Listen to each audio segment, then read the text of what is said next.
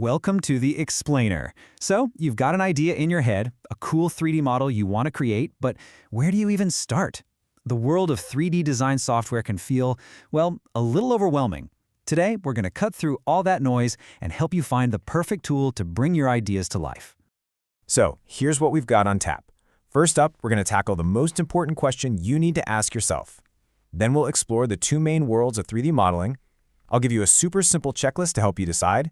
We'll take a tour of some of the most popular software out there for beginners. And then, the really fun part, how to turn your digital design into something you can actually hold. All right, let's get right into it. The very first step, and this is a big one, isn't about picking software. Nope. It's all about figuring out what you actually want to make. Seriously, your project's purpose is going to be your compass, pointing you straight to the right tool. So think about it.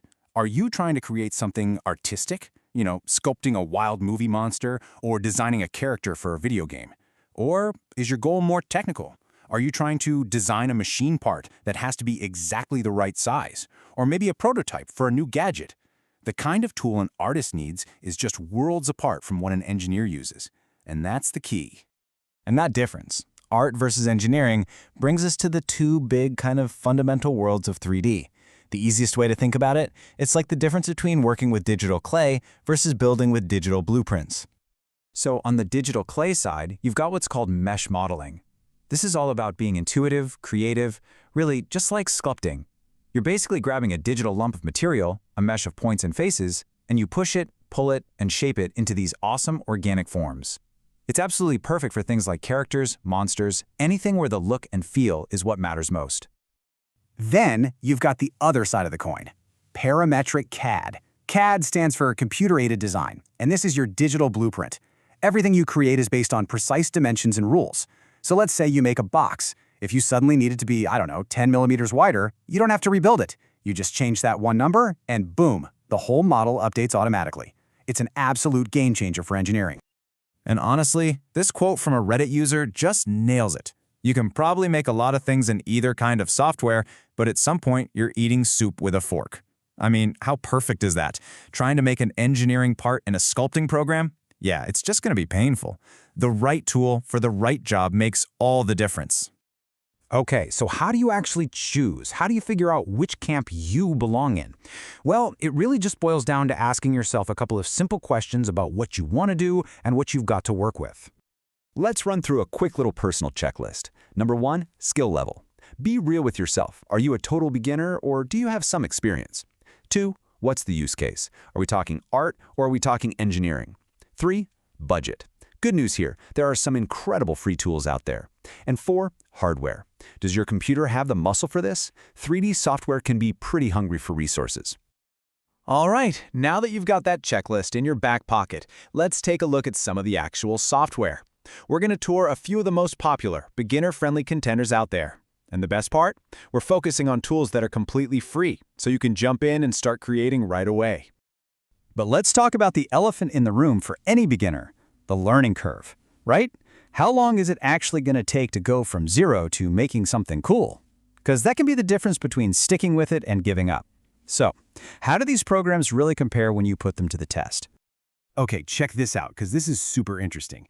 A beginner was timed modeling the exact same simple thing, just a little name tag, in 3 different programs. In Tinkercad, it took about 6 minutes. In the super powerful CAD program Fusion 360, also about 6 minutes. But in Blender, the artistic sculpting tool, 42 minutes. That is a huge difference, and it really shows you how using the right tool for a technical job like this is everything. All right, first up is Tinkercad. If you want to start making something in the next 30 seconds, this is your ticket. Think of it as the ultimate set of digital Lego blocks. It's without a doubt the easiest way to get into 3D. It's awesome because it's web-based. Nothing to download or install. You just go to the website and start. And you literally just drag and drop shapes together. The downside? Well, all that simplicity means it has its limits. You're going to struggle with things like smooth, rounded corners, and it's definitely not the tool for complex functional parts. It's really best for just getting your feet wet and having some fun. Okay, now let's talk about a total powerhouse, Blender. This is a monster of a mesh modeling tool. I mean, we're talking professional grade stuff used to make animated movies, video games, you name it. And the crazy part? It is 100% free. So here's the catch. Blender can do pretty much anything you can imagine on the artistic side. But that power comes with a price, a really, really steep learning curve. The interface can look intimidating, and you pretty much have to live and breathe keyboard shortcuts. If you're trying to make something precise, well, remember that eating soup with a fork thing?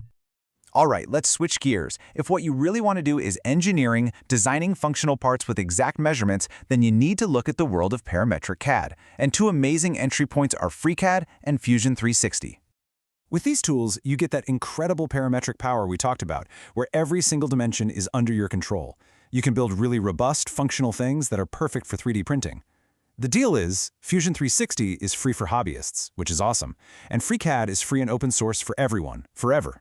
They really hit that sweet spot between being super powerful and still accessible for beginners. Okay, so you've done it. You've designed your masterpiece on the screen. But what's next? This is the magic part, turning that digital file into something you can actually hold in your hands. Let's talk about making it real. All right, once your model is finished, you've got to get it ready for manufacturing, which for most of us means 3D printing. This all starts with exporting your design into a file format that the printer's software can actually understand. Now, you're going to hear about two main file types a lot, STL and STEP, and they're totally different. Think of an STL file like a photocopy of your design. It's just the surface, it's not really editable, but it's perfect for sending right to the printer. A STEP file, though, that's more like the original Word document. It's got all the rich information, it's totally editable, and it's what you'd use if you wanted to share your design with someone so they could make changes. And hey, before you get all excited and hit print, trust me on this. Run through a quick little checklist. Is it the right size? Make sure it's watertight, meaning no holes in the geometry. Are the walls thick enough so they won't just fall apart? A couple of minutes spent checking this stuff can save you from a huge, stringy mess and a wasted print. So there you have it. You've got the map. You know that the journey starts not with the software, but with what you want to create. Whether you're going to be sculpting an epic creature or engineering the next great invention, the perfect tool is out there waiting for you. Now there's only one question left to answer. What will you create first?